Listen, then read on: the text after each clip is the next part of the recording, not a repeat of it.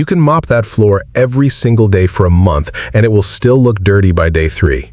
Not because you're doing it wrong, because you're cleaning the wrong layer. There's a film on almost every surface in your house right now that soap and water can't touch, and most people go their whole lives never knowing it's there. I've walked into homes that smelled like bleach, floors still wet from mopping, and the owner asking me why it still looked dull. I'd run my thumb across the baseboard and show them exactly why. That film is the reason your clean never looks clean. And today, I'm going to show you how to actually get rid of it, room by room, the way I was taught to do it on job sites, not the way it gets taught on a blog. Here's what nobody tells you about cleaning. Dirt isn't the only thing sitting on your surfaces. There's a second layer underneath it, and it's the one doing all the damage. It's a mix of hard water minerals, cooking oil vapor, skin oil, dust that's bonded with moisture, and residue left behind by the cleaning products themselves. Yeah, the products you use to clean often leave behind the exact film that makes the next cleaning job harder. Think about your kitchen counter. You wipe it down after dinner with a spray cleaner and a paper towel, looks fine. But run your hand across it tomorrow morning before you've touched anything, and it feels slightly tacky. That tackiness is a thin layer of surfactant residue, the stuff in most spray cleaners that helps lift grease, and it never fully rinses off unless you go back over it with plain water afterward. Most people don't. So every day, you're spraying a new layer of cleaner on top of yesterday's leftover residue, and over weeks, that builds into a dull, slightly sticky film that attracts more dust than a clean surface would. Same story in the bathroom. That white haze on your shower glass isn't soap scum in the way most people think of it. Soap scum is only part of it. The bigger part is calcium and magnesium from hard water bonding to the glass every time it dries. Every shower you take leaves behind a microscopic mineral deposit. One shower, you'd never notice. 200 showers, and you've got a permanent white haze that no amount of glass cleaner touches, because glass cleaner is made to lift dirt and film, not dissolve mineral deposits. And floors, this is the one that gets me. People mop with the same bucket of water the entire time they clean, moving from room to room. By the third room, you're not mopping with clean water anymore. You're mopping with dirty water that's redistributing grime evenly across the floor instead of removing it. It dries and leaves a haze, and the next mop job just adds another layer on top. I've seen kitchen floors that were mopped religiously every week for years and still had a cloudy buildup because the wrong tools were doing the wrong job the whole time. Here's why nobody notices until it's bad. This stuff builds in layers so thin you can't see any single one of them. It's not like a spill you can spot right away. It's cumulative. Your eyes adjust to the gradual dulling the same way they adjust to a room getting slowly darker as the sun sets. You don't notice the house getting duller day to day. You notice it when a guest walks in for the first time, or when you finally deep clean one section and the contrast between the clean spot and everything around it just about knocks you over. I want to explain this the way my grandfather explained it to me, because it's not complicated once you understand what's actually happening on a molecular level. You don't need a chemistry degree, you just need to understand 3 things: water, oil, and minerals. First, water. Most homes don't have pure water coming out of the tap. It's got dissolved minerals in it, calcium and magnesium mostly, sometimes iron depending where you live. When water sits on a surface and evaporates, it doesn't take those minerals with it. They stay behind as a solid residue. That's why a glass left to air dry looks cloudy, but a glass you towel dry looks clear. You're physically removing the water before it has a chance to evaporate and leave the minerals behind. Same exact principle applies to your shower door, your faucet, your chrome fixtures, even your dishwasher's interior. Second, oil. Every human being produces oil through their skin, and cooking produces airborne grease that settles on every horizontal and even vertical surface in a kitchen, whether you see it happening or not. That oil doesn't sit there cleanly, it acts like glue for dust. This is why a kitchen that's never deep cleaned develops this almost velvety feeling dust on top of cabinets. It's not just dust, it's dust bonded to a thin layer of aerosolized cooking oil that's been settling for months. And third, and this is the one people miss the most, cleaning product residue. Most all-purpose cleaners and soaps are surfactants. A surfactant's job is to break the bond between dirt and the surface it's stuck to, so the dirt lifts away and can be wiped or rinsed off. But surfactants themselves are sticky by nature. If you don't rinse them off with plain water after cleaning, you're leaving behind a thin, sticky film that's actually better at attracting new dust and dirt than the original surface was. I've tested this on hundreds of jobs. Take 2 identical tile sections, clean one with soap and rinse with water afterward, clean the other with soap and let it air dry with no rinse. Come back in a week and the unrinsed section is visibly dirtier. Not because it got more traffic, because the leftover soap residue acted like flypaper for dust. Put those 3 things together, mineral deposits from hard water, oil-bonded dust, and unrinsed cleaner residue, and you get exactly what most homes are dealing with. Multiple invisible layers stacking on top of each other, each one making the surface slightly better at holding on to the next layer of grime. That's the root of almost every "why does my house never look clean even though I clean it" problem I've ever been called in to fix. Mistake 1. Using more product instead of more rinsing. When a surface looks dull, the instinct is to spray more cleaner on it. But if the dullness is caused by residue buildup, more product just adds more residue. What that surface actually needs is a plain water rinse or wipe down after the cleaning step, not a heavier dose of cleaner. I see this constantly, people basically drowning their counters in spray cleaner, thinking stronger's better, when the real fix is a second pass with just water or a microfiber cloth that's been rinsed clean. Mistake 2. Using the same cloth or mop water for the entire house. This one backfires in a sneaky way. People think they're being efficient by doing the whole house with one bucket or one rag, but by the time you're on room 3, you're not cleaning anymore, you're redistributing. I've watched homeowners mop an entire 2-story house with the same bucket of water, wondering why the floors look streaky and slightly gray afterward. The mop water itself was carrying dirt from the first room into every room after it. Mistake 3. Scrubbing harder instead of changing the chemistry. This is the big one with hard water stains and soap scum. People see a cloudy shower door and grab a stiffer brush and start scrubbing like their life depends on it. Mineral deposits aren't a scrubbing problem, they're a dissolving problem. You can scrub a calcium deposit for 20 minutes and barely dent it, or you can apply the right acidic solution, let it sit and actually break the mineral bond and wipe it away with almost no effort. Elbow grease is the wrong tool for a chemistry problem.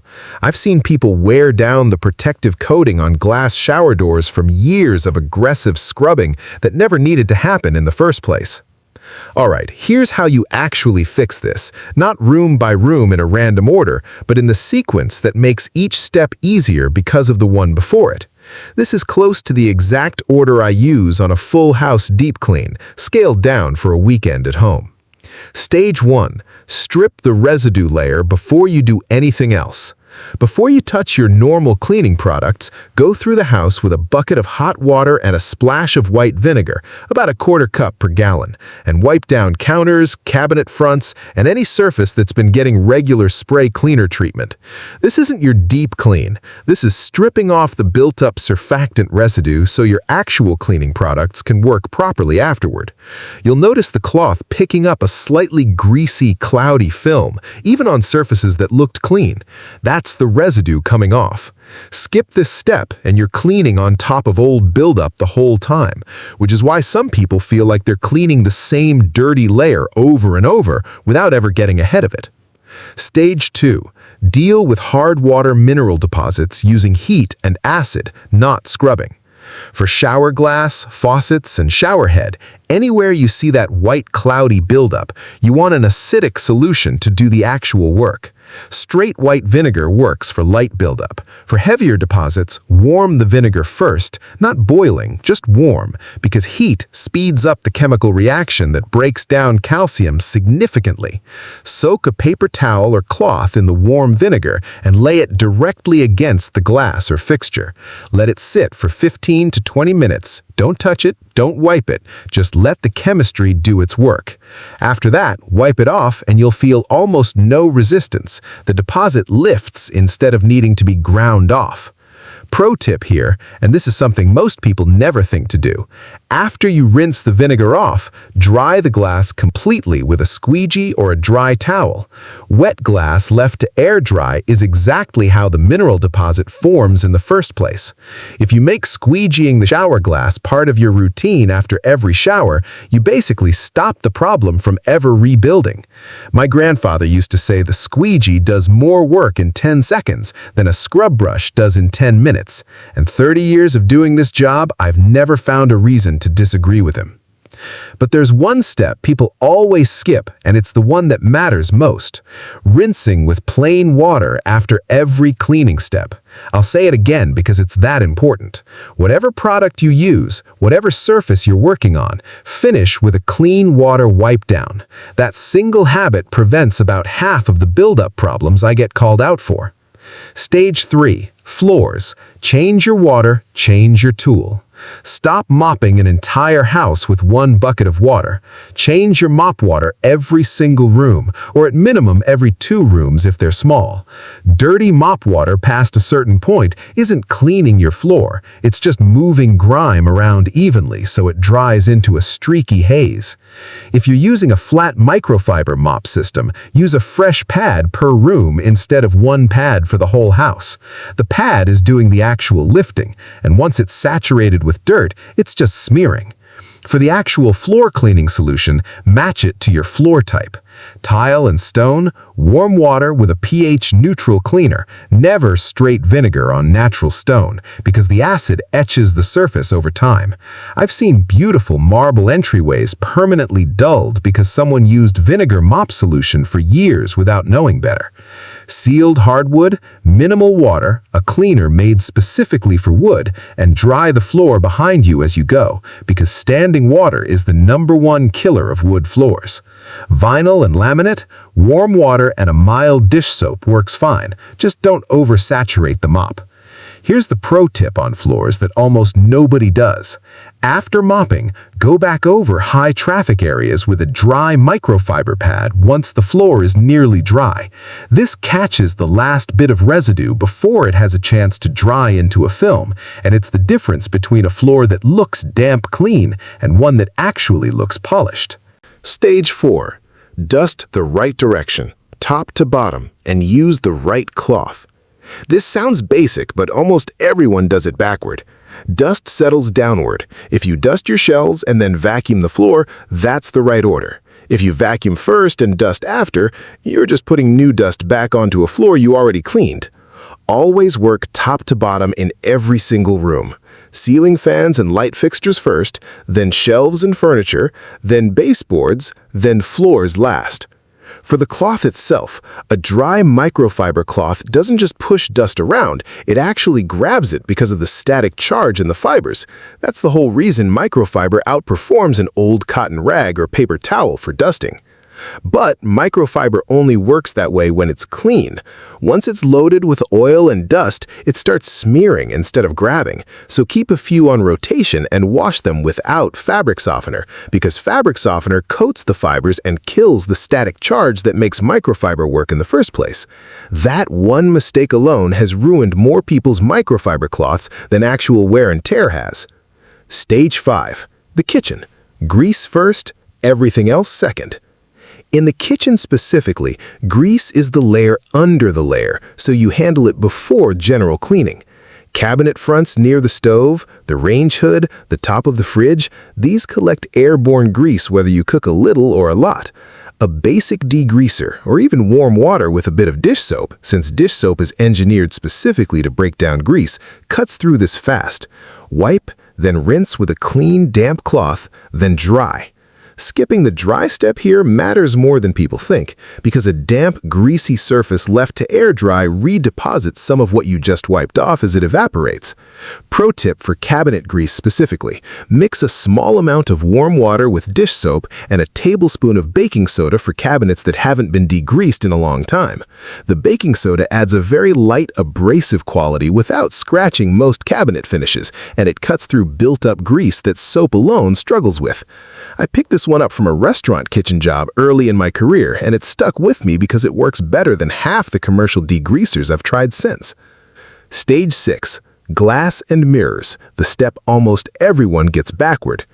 Most people spray glass cleaner directly onto the glass and wipe. The better method is spraying the cloth, not the glass, especially for mirrors near sinks or in bathrooms with a lot of hairspray or product residue in the air. Spraying the glass directly means the cleaner runs down and pools at the bottom edge, which is exactly where streaking and buildup happens over time.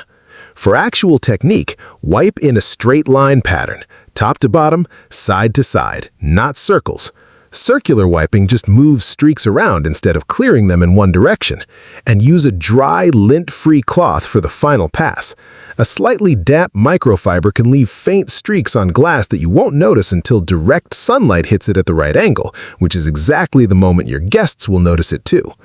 There's a rehook worth mentioning here. The thing that separates a decent clean from a genuinely professional-looking clean almost always comes down to this final dry pass on every surface, not the cleaning step itself. People spend all their effort on the wash and none on the finish. Stage 7. Bathroom grout and tile. The slowest fix, but the most satisfying. Grout stains are the closest thing to a permanent problem in most homes because grout is porous. It absorbs whatever's been sitting on it, unlike sealed tile which just sits on the surface. For light discoloration, a paste of baking soda and water applied directly to the grout lines, left for 10 minutes, then scrubbed with a stiff bristled brush. Not a soft one. Grout needs bristle stiffness to get into the texture, handles most of it. For darker, older stains, an oxygen-based cleaner rather than bleach is what I'd reach for, because bleach can break down over time and actually make grout more porous, which sounds backward, but it's true, and it means the stain problem gets worse faster the next time around. Once the grout is clean, seal it. This is the step almost nobody does, and it's the reason the same grout problem keeps coming back every 6 months. A grout sealer applied after a deep clean creates a barrier that keeps new staining from soaking in as easily. It takes maybe 20 minutes for an average bathroom, and it saves you from repeating this entire stage for a year or more. Stage 8. The maintenance habit that keeps all of this from coming back. Everything above is the reset. What keeps a house looking clean long-term isn't repeating the whole deep clean every week. It's small, daily habits that stop the layers from rebuilding in the first place. Squeegee the shower after use, wipe kitchen surfaces with a final clean water pass, not just cleaner, change your mop water per room instead of doing the whole house on one bucket, dry glass and chrome instead of letting it air dry. None of these take more than a few extra seconds each, but they're the difference between needing a full deep clean every few months versus needing one maybe once or twice a year. That's the real reason your house doesn't look as clean as the effort you're putting into it. It's not about cleaning harder, it's about cleaning in the right order and finishing every step properly instead of stopping halfway. If you try even 2 or 3 of these, the water rinse habit, the mop water change, the squeegee after showers, you'll notice a difference within a week. If this helped, go ahead and subscribe. I put out videos like this regularly based on actual jobs I've worked, not stuff copied off some list online.